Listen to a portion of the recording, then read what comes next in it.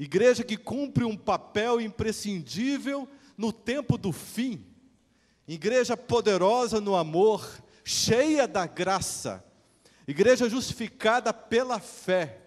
Igreja vitoriosa que caminha sempre no nome de Cristo Jesus.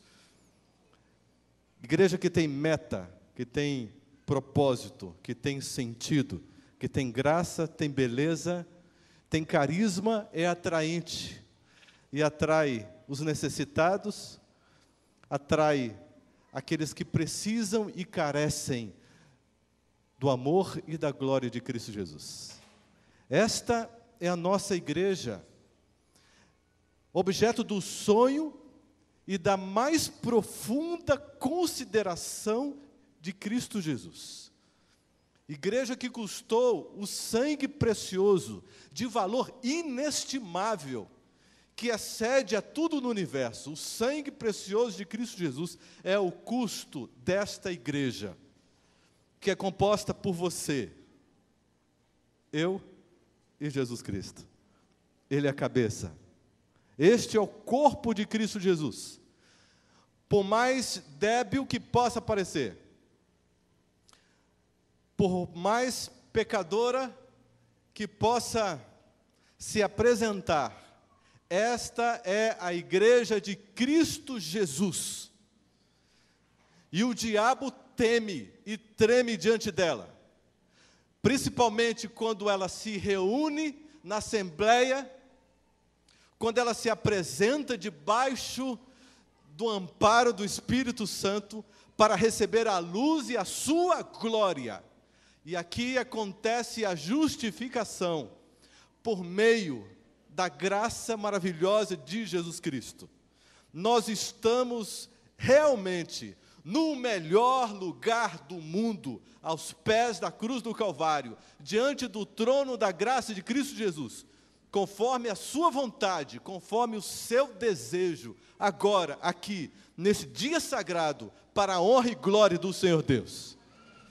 Esse é o desejo de Deus, e nós fomos trazidos aqui, cada um, e seja uma história infindável de milagres, de providências, para que este momento pudesse acontecer sob o poder de Deus.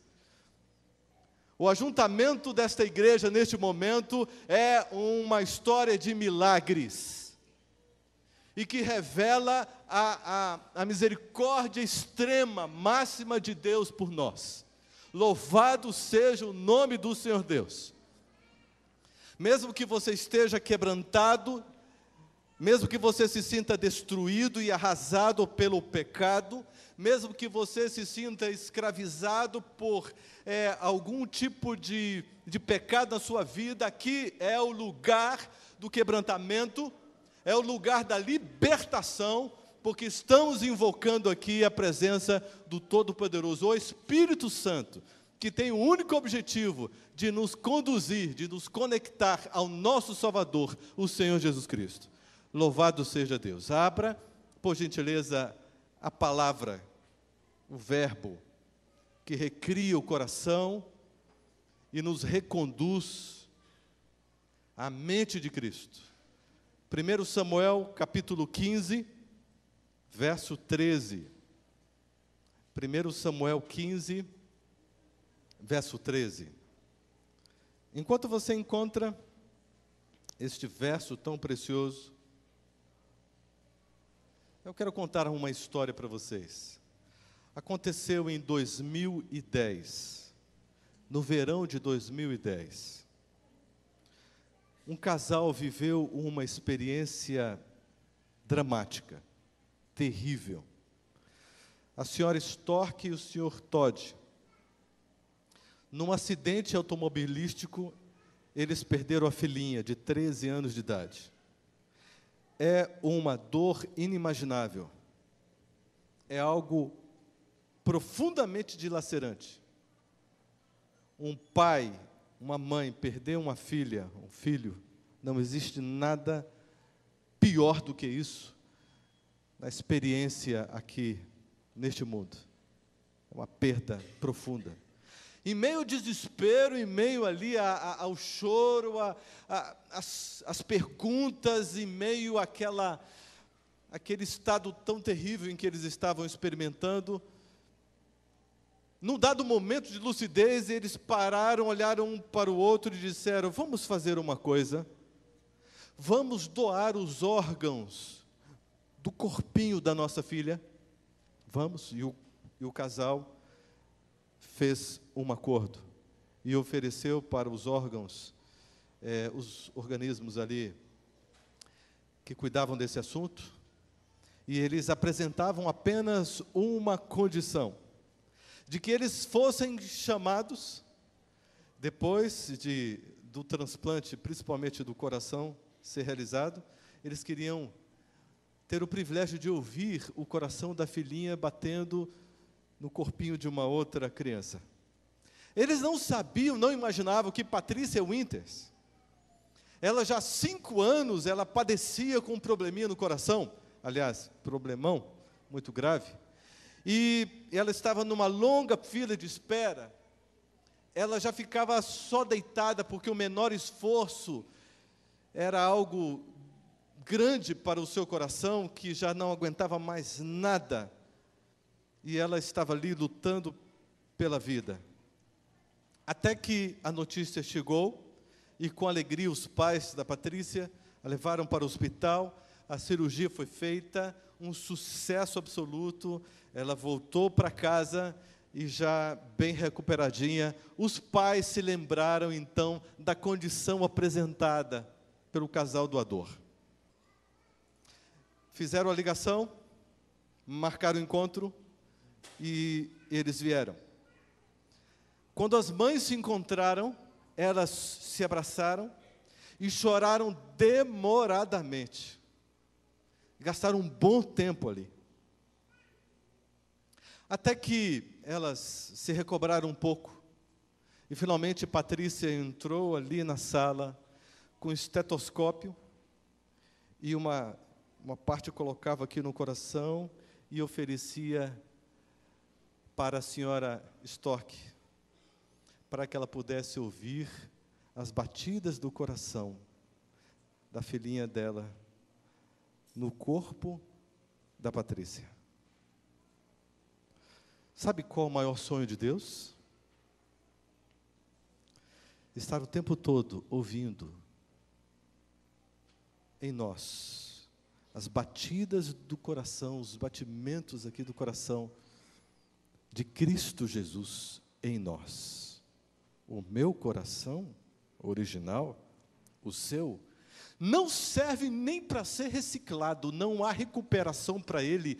Ele está perdido, está estragado, comprometido definitivamente. Só há uma alternativa para nós: o coração de Jesus.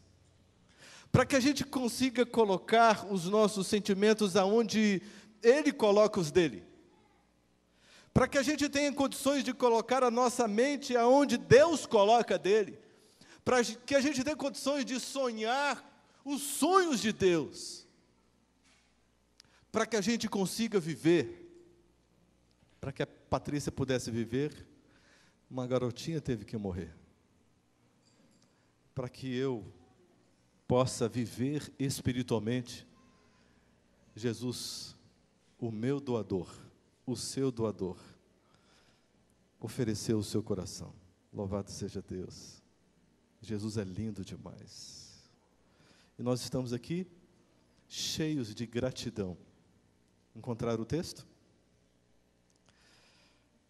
Vamos pedir para que o Espírito Santo nos ajude então no estudo da palavra do Senhor Deus agora. Vamos orar. Querido Deus,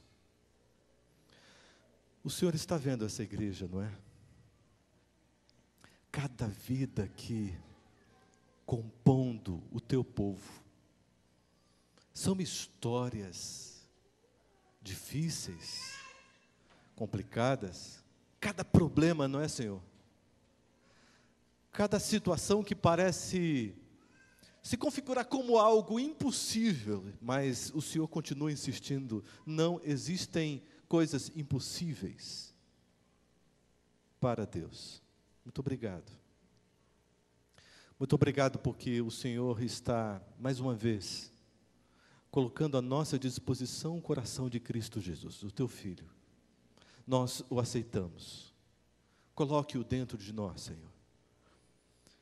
Porque ao olharmos para a tua palavra, desejamos viver a experiência da recriação da alma. Nós queremos viver esta experiência tão extraordinária que nos deu o privilégio de entrarmos em contato com a sua mente, compreendermos as suas emoções, os seus pensamentos, os seus sonhos para a nossa vida como indivíduos e como igreja. Ó Espírito Santo, o Senhor que tem sido invocado aqui desde que começamos a cultuá-lo, mais uma vez venha de forma abundante, completa, Senhor, porque somos necessitados, somos cegos, e queremos ver a Tua glória, queremos ver a Tua majestade, queremos ver no toque maravilhoso da Tua graça transformadora na nossa vida. Senhor, abra-nos e entre para realizar a diferença. É no nome de Jesus Cristo que oramos. Amém. Primeiro livro de Samuel 15, então, verso 13. Veio, pois, Samuel, a quem? Saul. E Saul disse o quê? Duas coisas ali, duas frases. A primeira frase, é uma frase de boas-vindas para Samuel. Ele disse: bendito seja tu do Senhor. Que bom, Samuel, poder receber você, homem de Deus, venha, venha. Não há nada que eu possa temer do Senhor, porque eu estou bem, venha, de braços abertos. Saul estava recebendo um homem de Deus, Samuel. E ele complementa da seguinte forma: executei as palavras do Senhor. Venha, venha, homem do Senhor, venha conferir, venha se alegrar comigo, porque eu cumpri fielmente a parte que me correspondia. Eu fui obediente em cada detalhe no que diz respeito à palavra do Senhor. Aquilo que o Senhor Deus me pediu, eu fiz. Será que eu e você podemos nos apresentar diante do Senhor Deus agora e olharmos para cima e dizermos: Senhor Deus, que maravilha! Nós estamos realmente felizes porque, como igreja, nós temos cumprido a palavra do Senhor. Como igreja, nós temos feito aquilo que o Senhor Deus nos incumbiu a fazer. Será que como indivíduos aqui, ou como famílias, nós podemos olhar para cima e dizermos: Senhor Deus, que maravilha! Estamos aqui neste lugar, neste ajuntamento solene para te adorar, para te louvar, para te cultuar, certos de que nós temos vivido de acordo com a Tua palavra, as Tuas ordenanças, de acordo com o ministério que o Senhor deu para a nossa vida. Estamos felizes e não temos nada a temer, estamos bem.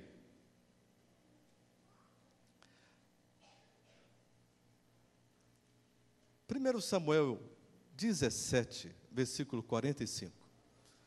Vamos ver aqui uma outra frase, um outro pronunciamento. Agora de Davi, no verso 45, capítulo 17. Davi, ele olha para um filisteu, um incircunciso, uma pessoa que não tem compromisso com Deus, e se apresenta como alguém que veio para inviabilizá-lo, que veio para colocar um fim em uma carreira, em uma jornada que Deus propôs. Alguém que veio para impedir, alguém muito forte, muito poderoso, mas Davi olha para este enviado que não é de Deus, olha para ele e faz um pronunciamento, uma declaração.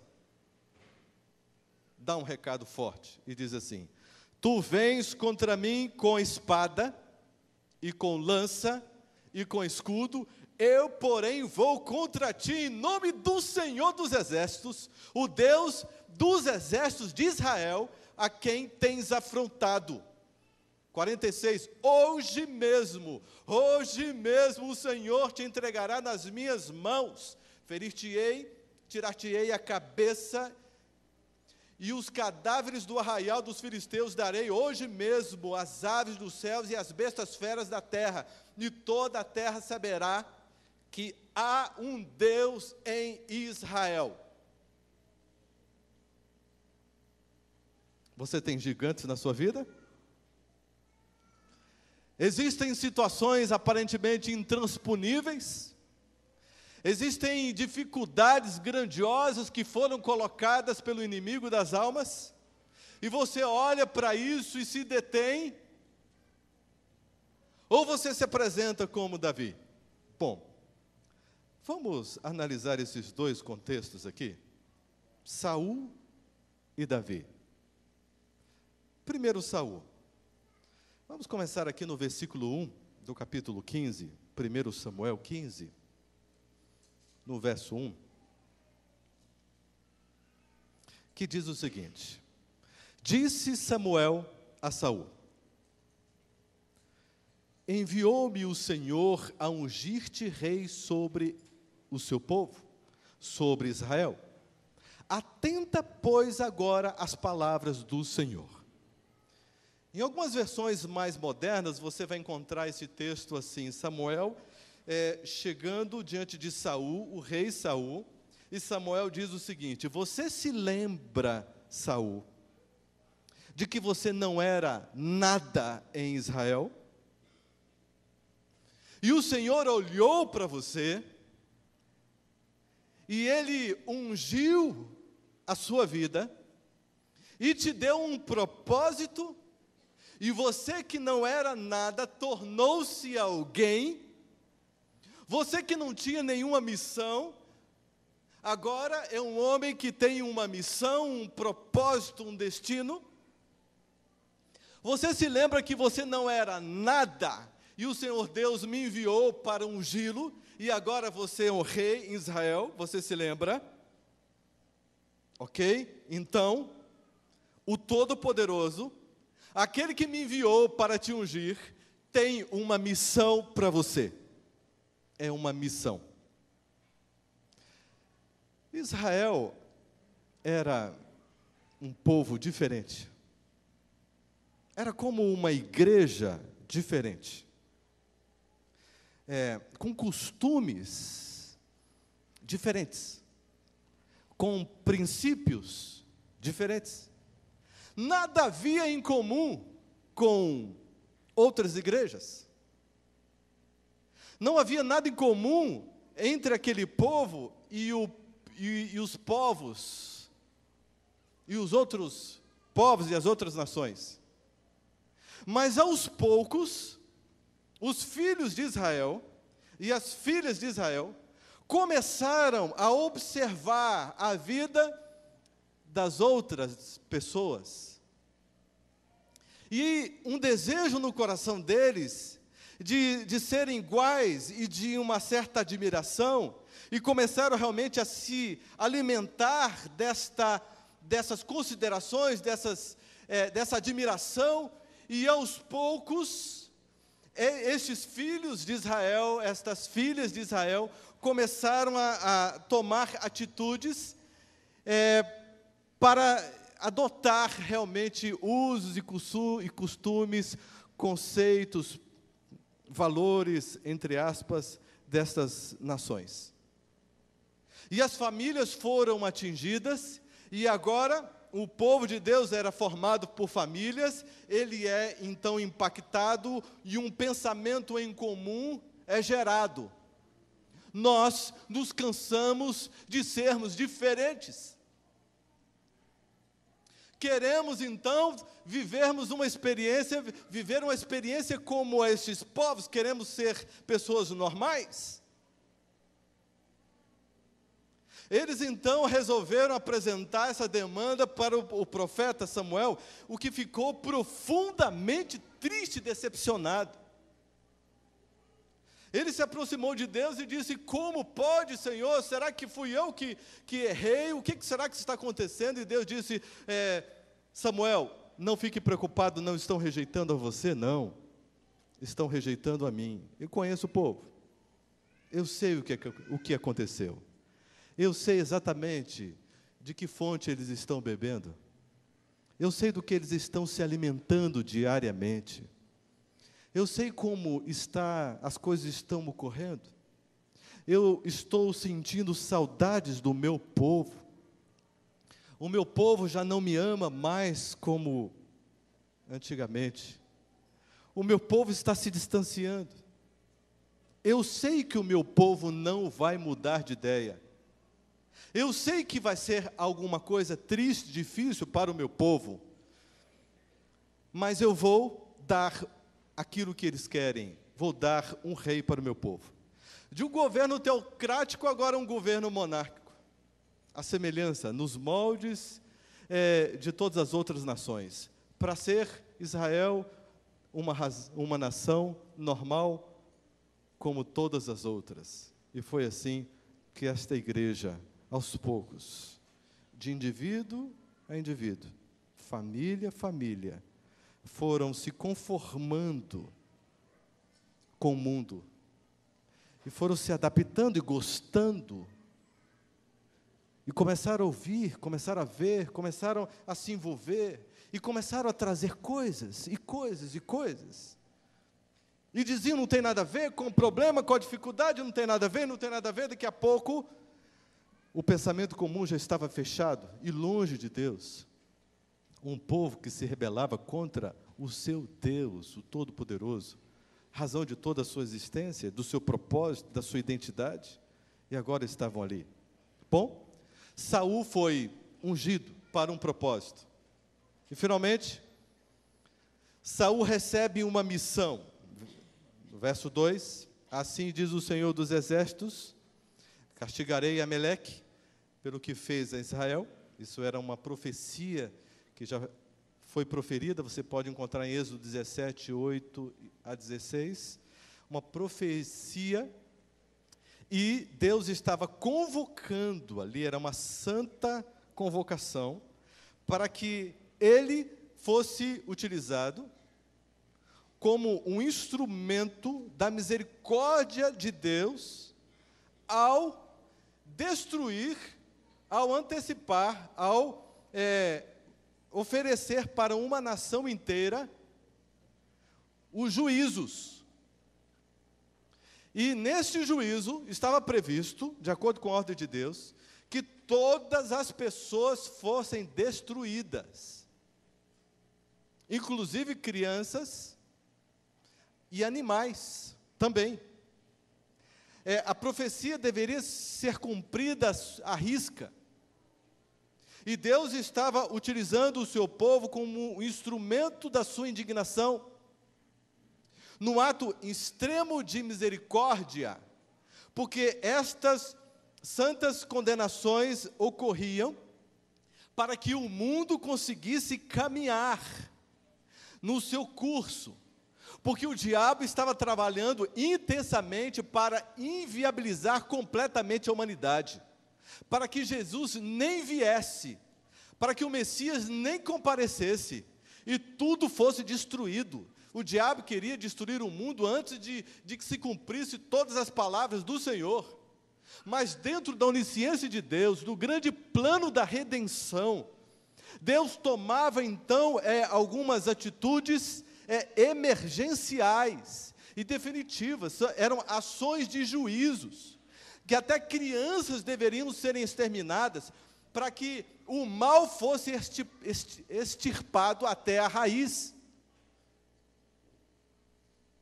Alguns olham para situações assim e dizem assim, mas como Deus era cruel, como Deus era... Se Deus não tivesse agido dessa forma, se a misericórdia dele não tivesse caminhado nessa direção, você não estaria aqui e nem eu. E a humanidade toda não teria chegado ao privilégio como chegou. E Deus é soberano, Ele é onisciente, Ele conhece todas as coisas. E deu uma missão para Saul. No verso 4 a gente encontra aqui que ele reuniu 200.000 homens de Israel e mais 10.000 homens de Judá. Ele estava preparado, ele tinha em seu coração, Deus mandou uma missão, aquele que me ungiu, que me constituiu como rei, me deu uma missão. Nós temos uma missão, nós temos um propósito, nós temos uma identidade, e nós vamos cumprir essa missão com o povo de Deus. Aqui está o exército do Senhor, convocado, destinado à vitória, com o poder de Deus, está aqui realmente se posicionando para enfrentar o inimigo e ser um instrumento da mente onisciente de Deus, das mãos do Senhor, ok? Está tudo pronto, vamos à guerra. E assim aconteceu. Resultado, versículo 7, então feriu Saul os amalequitas, desde Avilá até chegar a Sur, que está de fronte do Egito. E tomou vivo Agag, rei dos amalequitas, porém a todo o povo destruiu a fio de espada. E Saul e o povo pouparam Agag, e pouparam também o melhor das ovelhas e dos bois, e os animais gordos, e os cordeiros, e o melhor que havia foi poupado. E não os quiseram destruir totalmente, e destruíram totalmente o que havia de vil, de desprezível, eles destruíram. Espera um pouco. Deus deu uma ordem: destrua todo o povo, crianças inclusive, animais também. Destrua tudo, tudo. E no processo dessa batalha, dessa luta, eles tiveram uma ideia genial, brilhante. Olha só, vamos fazer o seguinte: vamos preservar o rei Agag. Ele é um troféu vivo da bênção, da glória que o Senhor Deus está concedendo para Israel. É um troféu vivo, que tal? Não é interessante isso? Vamos trazer Agag, ele está aqui, e vamos fazer uma outra coisa interessante também, para homenagear ao Senhor Deus, ao Todo-Poderoso, a razão do nosso sucesso, do nosso triunfo e das bênçãos que temos recebido. Vamos fazer o seguinte: vamos poupar o melhor dos animais e vamos trazê-los para fazermos um sacrifício tremendo, extraordinário, como ninguém nunca viu sobre a face da terra. Vamos fazer uma coisa linda para o Senhor Deus. O que você acha dessa ideia? É interessante? É atraente? É convincente? É boa a ideia? A ideia é boa? Parece que sim. Tem cara de ser uma coisa boa. Assim como Caim teve uma boa ideia, Deus pediu um sacrifício cheio de sangue, um cordeiro sendo morto ali, mas ele teve uma ideia genial: vou colocar algumas frutas e vou fazer uma paisagem linda aqui, uma coisa linda. Que ideia boa, genial, mas era a vontade de Deus, sim ou não? Estava tudo muito bem. Saul, inclusive, erigiu um monumento para ele, para a glória dele, porque, afinal de contas, quem foi o instrumento utilizado para essa tremenda vitória? Saul. Então vamos erigir aqui um monumento para que todos vejam que Saul foi usado por Deus para fazer algo extraordinário, algo tremendo, e ele estava ali usufruindo das bênçãos, entre aspas, da glória que o Senhor Deus lhe concedeu, entre aspas, da prosperidade, entre aspas. Ele estava usufruindo de tudo isso, quando aparece alguém para estragar a história. Um homem de Deus. Tinha que aparecer um homem de Deus num momento tão feliz, de uma comemoração tão linda, tão expressiva como essa. O rei Saul disse: pode vir, sem problema. E Saul recebe Samuel de que jeito? Homem de Deus, oh, que maravilha, você está aqui, venha conferir, fiz tudo quanto Deus me ordenou, tudo bonitinho, tudo certinho, olha aí, ó, pode conferir. Samuel então disse: eu estou ficando surdo, ou estou ouvindo demais, e tendo alucinações, eu estou variando aqui, eu perdi a razão, ou eu estou ouvindo os mugidos aí dos bois, os balidos das ovelhas, eu estou ouvindo mesmo alguma coisa? E Saul disse: sim, claro que sim, tranquilo, você está ouvindo aí os animais, e o povo preparou uma festa para Deus. O povo teve uma ideia genial, e eu entrei no barco do povo, porque o povo agiu com inteligência perante o Senhor Deus. Esse povo é fantástico, tem cada ideia, esse povo tem as melhores ideias, eles pensaram em fazer um sacrifício para Deus, que vai ser algo, vai subir fumaça no planeta inteiro, vai ser algo maravilhoso demais.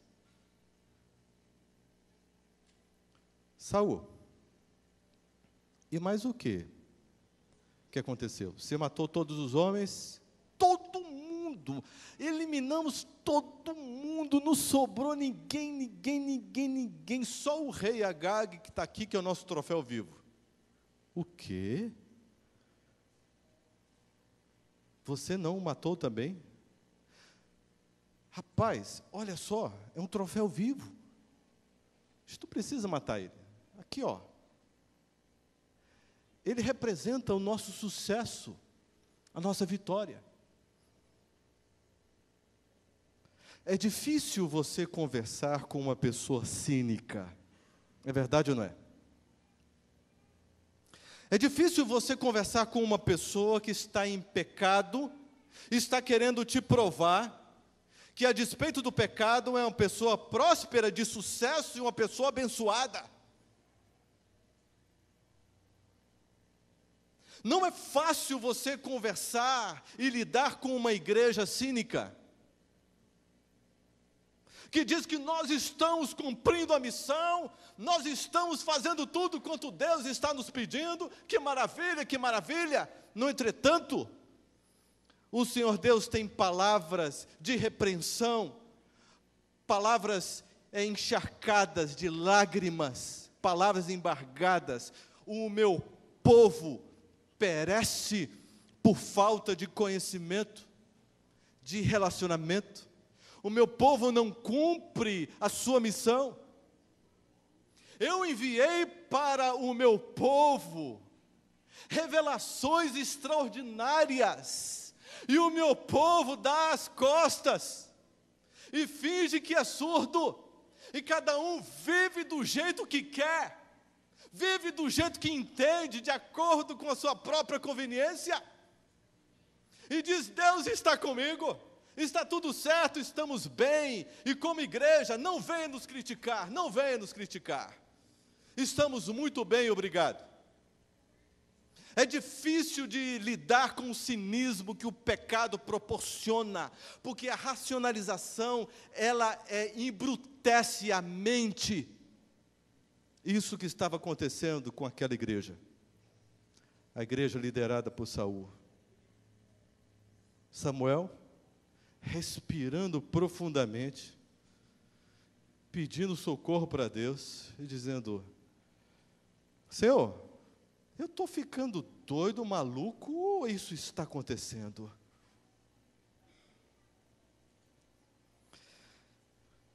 Samuel, então, dá o recado de Deus para Saul. Saul, você, a partir deste momento, perde a unção. Perde a unção de Deus sobre você. Você foi escolhido para um propósito. Você recebeu uma missão e lidou cinicamente com esta missão. A partir deste momento você perde a unção do Senhor Deus sobre você. E ele resiste? Ele disse, como pode? Não é possível, eu tenho feito tudo que Deus quer. E Samuel olha para Saul e diz, Saul, não é possível que você ainda está dizendo isso. E Saul insiste dizendo, foi o povo, a culpa foi o povo, todo mundo queria. E eu vou fazer diferente? O povo quis, e eu simplesmente entrei na onda do povo. Se eu tive alguma culpa, foi em fazer o que o povo queria. Eu queria ver o povo bem, eu queria sonhar o sonho do povo, e o povo planejou algo lindo, eu não tenho culpa. E se você continuar lendo o texto, você vai ver algumas coisas tristes. Aqui no verso 17, a última frase diz assim, e não te ungiu o Senhor rei sobre eles, você não é o responsável por eles, você não é o condutor dessa gente, e como pode você argumentar dessa forma? Como se eles fossem os condutores da sua pessoa? Verso 19 diz aqui, não atentastes à voz do Senhor. Você não se atentou, você desrespeitou, você desvalorizou, você deu as costas, você não se importou, você não se esmerou, você não tentou, você não se interessou.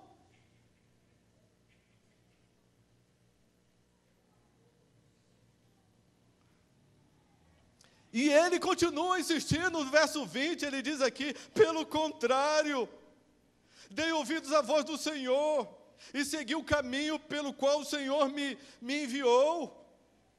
Eu só trouxe o Agag vivo. Continuava mergulhado no cinismo. Foi então que Samuel disse, verso 22, tens porventura o Senhor tanto prazer em holocaustos e sacrifícios, quanto em que se obedeça a sua palavra?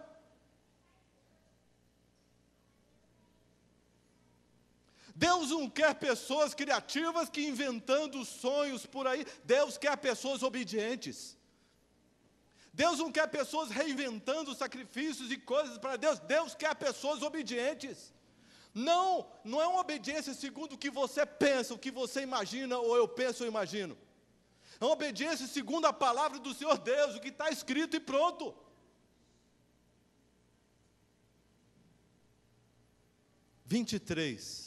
Porque a rebelião é como pecado de feitiçaria. Não é isso que está escrito aí? Feitiçaria. Rebelião é como o pecado da feitiçaria.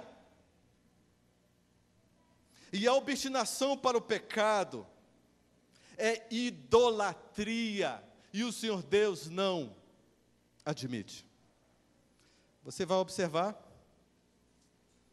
que a partir deste contexto aqui, sem o Espírito do Senhor sobre Saul, algumas coisas tristes começam a acontecer, como a possessão demoníaca, pela ausência do Espírito do Senhor. E Davi, ungido, é chamado para tocar harpa para o rei. E diante da presença de um ungido, de alguém cheio do Espírito Santo, o diabo não pode permanecer. E o diabo era repreendido por meio de Davi. Até que nós encontramos aqui no verso 24 do capítulo 17 de 1 Samuel. Davi, ele é enviado pelo seu pai Jessé, lá de Belém, enviado para levar algumas coisas para os seus irmãos que estavam em guerra. O exército do Senhor Deus estava em guerra. A igreja de Deus estava em guerra, estava em labuta. E Saul continuava ali, liderando. Davi ficou assustado, sabe por quê? Porque aparecia um gigante ali, esse gigante afrontava e dizia coisas realmente que ameaçavam o povo de Deus, e ele olhou para aquilo e disse: como pode? No verso 24 diz assim: todos os israelitas, vendo aquele homem, fugiram de diante dele e temiam grandemente. Consegue imaginar uma igreja assim? Uma igreja medrosa, covarde, que olha para si mesma e tenta encontrar a força, e claro, não vai encontrar. Uma igreja que perdeu sua identidade, perdeu seu foco. Não tinha Deus mais como o condutor, aquele que daria a vitória em todas as batalhas. Uma igreja que perdeu o propósito, perdeu sua razão de ser, perdeu sua identidade. Esse que foi o resultado de um povo que endureceu o coração e caiu no cinismo. Agora, diante daquele gigante, que para eles era intransponível, mas Davi estava ali, e Davi ouvindo, vendo as reações, e começou a falar com seus irmãos. E depois ele fazia perguntas, 26, olha só, 2 perguntas. Que farão aquele homem que ferir a este filisteu e tirar a afronta de sobre Israel? Quem é, pois, aquele incircunciso filisteu para afrontar os exércitos do Deus vivo?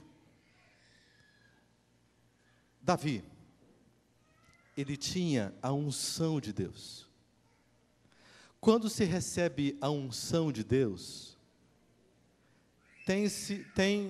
a pessoa tem uma maneira de enxergar compatível com a de Deus. Tem uma maneira de sentir compatível com a de Deus.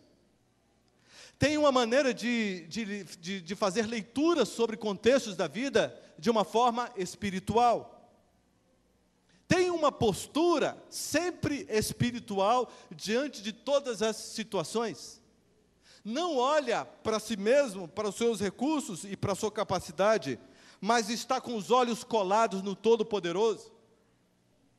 Porque alguém ungido tem responsabilidade, tem compromisso, tem um pacto realizado, tem um acordo feito com Deus. Ele não anda como as pessoas andam, ele não pensa como as pessoas pensam. Ele, diante daquela igreja amedrontada, desesperada diante dos embates terríveis, das ameaças do inimigo, ele se aproxima para devolver a esperança e a paz, como um enviado do Senhor, misericordioso, para agir, para atuar. E a primeira atitude de Davi é em começar a questionar, com o objetivo de fazê-los enxergar que não era um momento de desespero aquele, não era um momento de impossibilidade aquele, mas era um momento de oportunidade, era um momento de um privilégio que Israel estava vivendo, e ele o tempo todo tentando chamar atenção para o privilégio, para a oportunidade, e incomodava com as suas perguntas, porque uma pessoa que está metida no desespero existencial, longe de Deus, o que Deus mais quer é fazer convites para a razão, para que essa pessoa volte à lucidez, volte ao discernimento espiritual, e Davi estava cumprindo esse papel.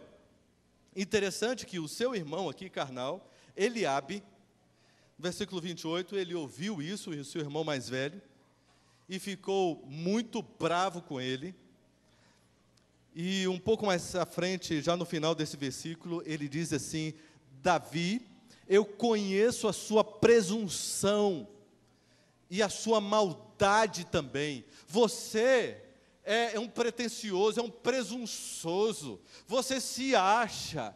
Você está querendo o camarada que vai chegar aqui e resolver tudo e vai receber todas as glórias.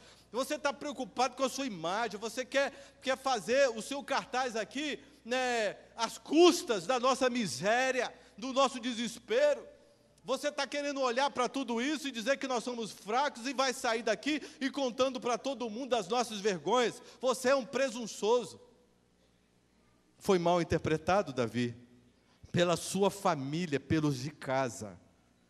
Mas Davi, que tinha consciência da unção, a consciência do seu propósito, ele não perdeu de vista a sua missão, não perdeu de vista, e continuou, e continuava Davi fazendo as mesmas perguntas, provocando o povo, até que Samuel, ou melhor, Saul, ficou sabendo, e mandou chamar o rapazinho. Davi se aproxima de Saul, e no verso 32 ele diz assim: não desfaleça o coração de ninguém por causa dele. Teu servo irá a peleja contra o filisteu. Saul olhou para aquele menino e disse: estou encrencado mesmo, estou perdido mesmo. Esse moleque aqui. E Davi argumentou, apresentando o seu testemunho pessoal. Falou dos ursos, falou do urso, do leão, que ele enfrentou pelo poder de Deus. E Saul parou, pensou: eu estou sem saída, eu estou no vexame, politicamente eu estou quebrado aqui, já perdi a unção de Deus. Esse moleque vem se oferecendo. Se eu não deixar, ele vai dizer que eu que sou fraco e vai sair falando mal de mim. Vou deixar esse moleque enfrentar esse gigante, pelo menos ele morre ali, e é uma má notícia a menos para mim, é um problema a menos. Ele já me criou encrenca demais aqui entre os meus soldados. Vou deixar esse rapazinho ir. Você quer colocar pelo menos uma armadura aí, rapaz? Tem uma armadura aqui que é de homem, de gente grande. Bota aí para ver se você aguenta. Não vai dar. 60 quilos. Vai sem nada? Vou. O que você tem na sua mão aí? Isso aqui é uma funda. Foi com isso que eu venci outros tipos de gigantes na minha vida. E eu vou, mas no nome de Deus. Então vá, moleque, vamos ver o que vai dar. E ele se aproximou do gigante. E você conhece a história.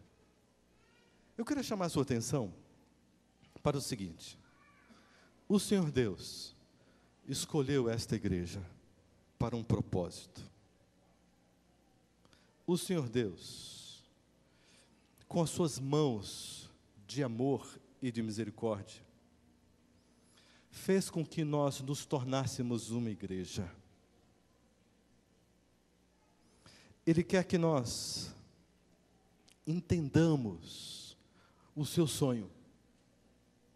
Ele nos tornou pessoas diferentes,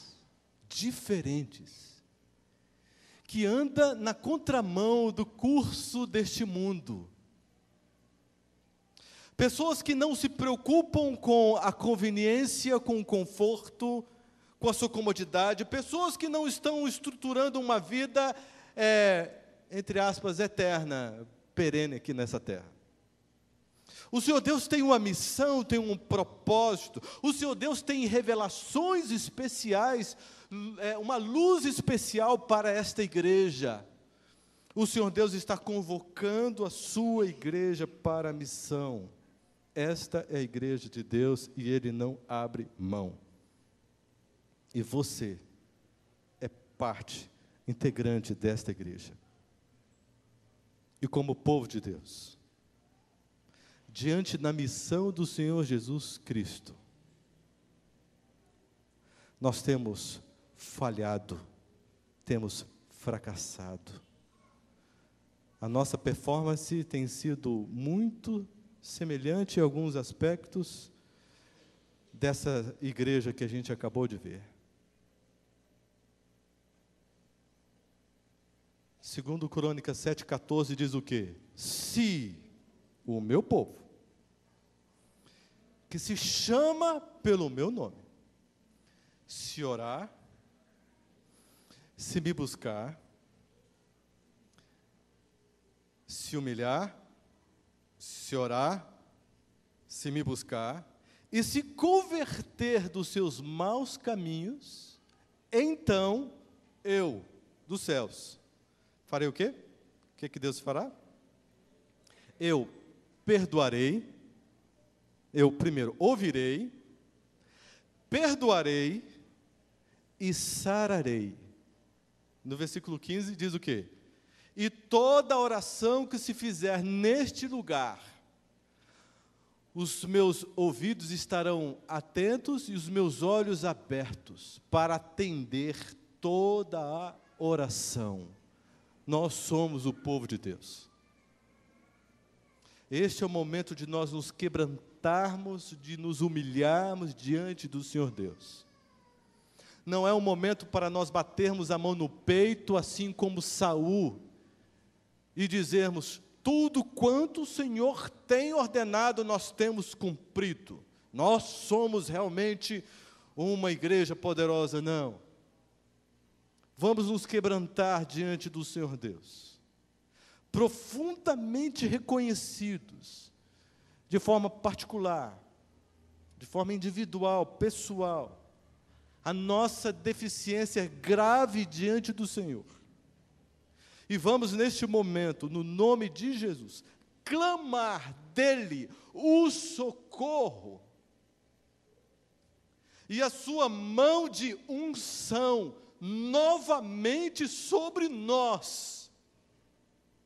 Porque nós não podemos sobreviver sem esta remissão dos nossos pecados e sem esta bênção proporcionada pela unção, e juntamente com uma unção, a responsabilidade, o compromisso. Este é o chamamento para o povo de Deus neste momento. Pode ser que alguém se esquive, pode ser que alguém rejeite, no nome de Jesus que isso não aconteça. Eu quero fazer uma oração agora, neste momento, para clamar ao Senhor Deus, que Ele confirme a sua unção sobre esta igreja, sobre você, sobre o seu povo, e que Ele derrame a chuva maravilhosa do Espírito sobre você, que abra a sua mente para toda a revelação de Deus pelo Espírito de profecia, que se apaixone pela palavra e pela intimidade com Deus, para que triunfe, porque o diabo tem logrado êxito. Chega, no nome de Jesus, está repreendido toda e qualquer ação, porque o Senhor repreende. Se você quiser receber essa unção de humildade, de humilhação perante o Senhor, de profundo reconhecimento da sua glória, de desejo de compromisso com Ele, de receber novamente a confirmação da sua unção, coloque-se de joelhos agora. Caso contrário, fique sentado mesmo.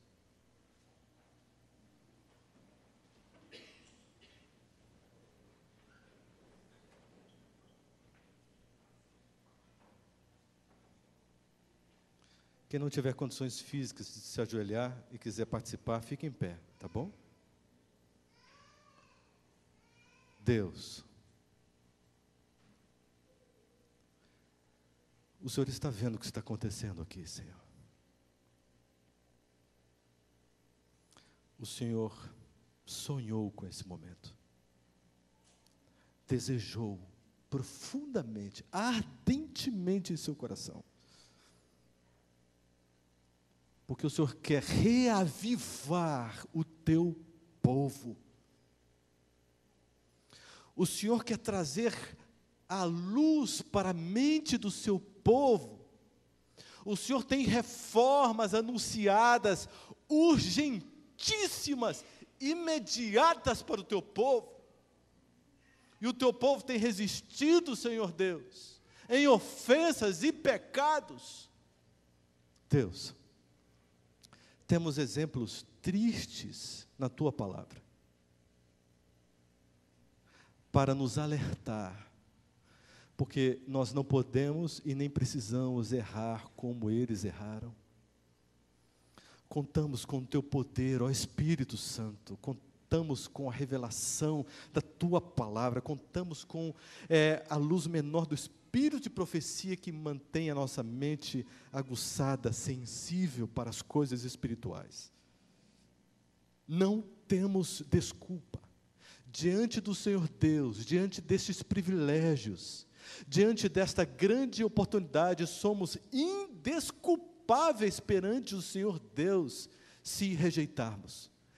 Mas, Senhor, se estamos aqui, prostrados diante do Senhor, é porque sabemos que temos sido incompetentes na realização do teu chamado. Coloque, Senhor Deus, a tua mão de unção, de bênção, e derrame o teu Espírito de uma maneira muito profusa sobre nós, porque carecemos, somos necessitados da tua ajuda, do teu socorro. Fortaleça a alma, fortaleça o coração, ou melhor, troque-o e coloque-o de Jesus Cristo. Deus, não permita, Senhor, que a nossa igreja seja um fracasso, presunçosa, prepotente, orgulhosa, vaidosa, comprometida com o mundo. Mas opere, Senhor Deus, ainda que haja uma sacudidura extraordinária nesta igreja, mas permita, Senhor Deus, que haja aqui um povo comprometido para cumprir fielmente a parte que lhes corresponde.